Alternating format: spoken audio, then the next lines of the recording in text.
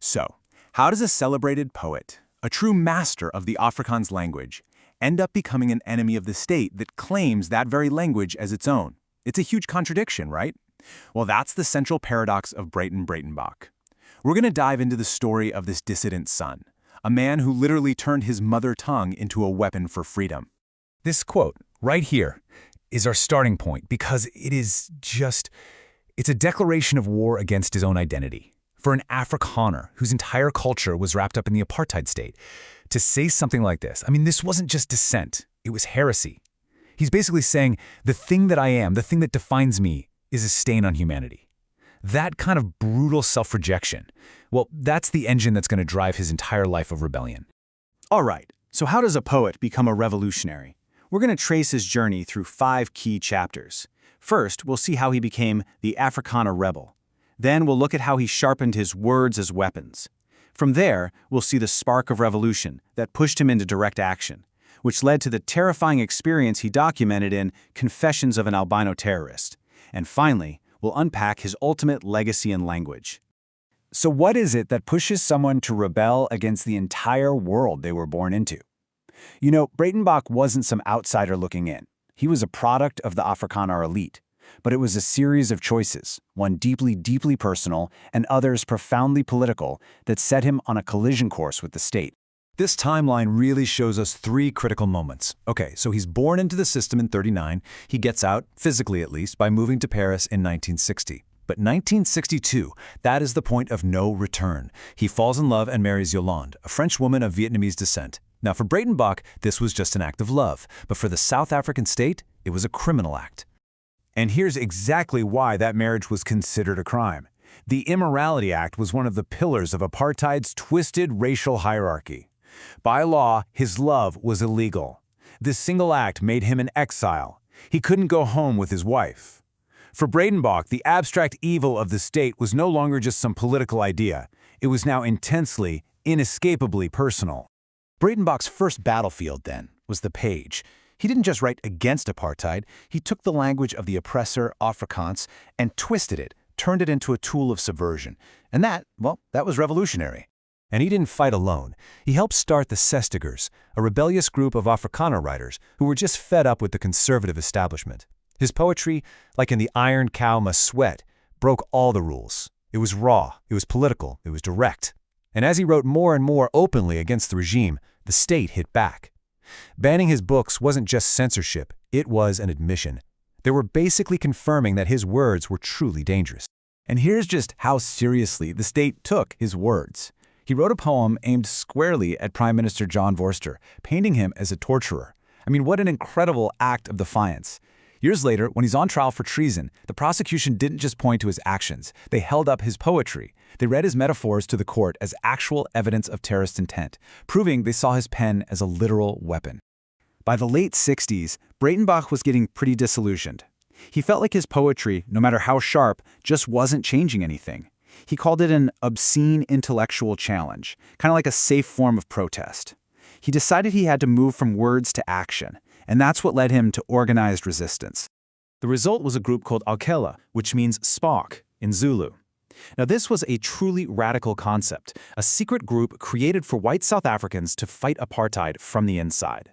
The goal was to be a white wing of the African National Congress, the ANC. This was, as you can imagine, hugely controversial. A lot of people in the ANC were deeply suspicious of their motives, but key leaders like Oliver Tambo gave them the green light, hoping to open a new front in the war against the regime. So what did Okehila actually do? Well, their ideology was a really unique blend. They came up with this idea of white consciousness, taking inspiration from Steve Biko's Black Consciousness movement to help white allies shed their own supremacist conditioning. Breytenbach also threw in his own Zen communist ideas, a strange mix of Marxist theory and Eastern philosophy. But in practice, their mission was pretty clear: recruit other white dissidents and act as a support network, funneling money from Europe to struggling black trade unions back in South Africa. This slide right here really captures the 2 fronts of his war. On one hand, you've got the literary activist, challenging the state's very soul through language. And on the other, you've got the political activist, deep in the nuts and bolts of clandestine organizing, recruiting members, moving money, planning direct action. He was fighting a battle of ideas and a ground war at the exact same time. Breytenbach's commitment to direct action would lead him to the most dangerous decision of his entire life, to actually go back to South Africa to build his revolutionary network. And this decision, as you can imagine, would come at an immense personal cost. So, in July 1975, he put his theory into practice. He slipped into South Africa, incognito, using a fake passport to recruit for Okela. But the mission was doomed from the very start.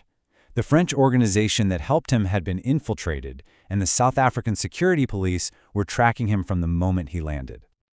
The charges were about as serious as they get. He was charged under the Terrorism Act, with the state accusing him of high treason. In apartheid South Africa, this wasn't just some theoretical threat.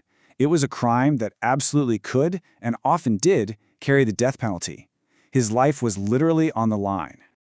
He was sentenced to 9 years in prison, and he would spend the first 2 of those years in solitary confinement. The state had captured its dissident son, and they fully intended to break him.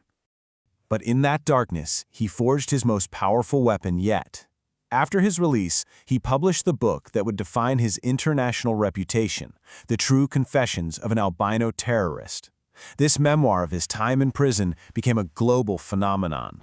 So what made this book so explosive? Well, first off, the title. He calls himself an albino, not white, immediately throwing the state's racial categories out the window. Second, it was a horrifying first-hand look inside apartheid's prisons. But most importantly, it was the first time an Afrikaner, a so-called traitor to the tribe, had written a tell-all memoir from the inside. For the international community, this book was a devastating and absolutely essential window into the true nature of the regime.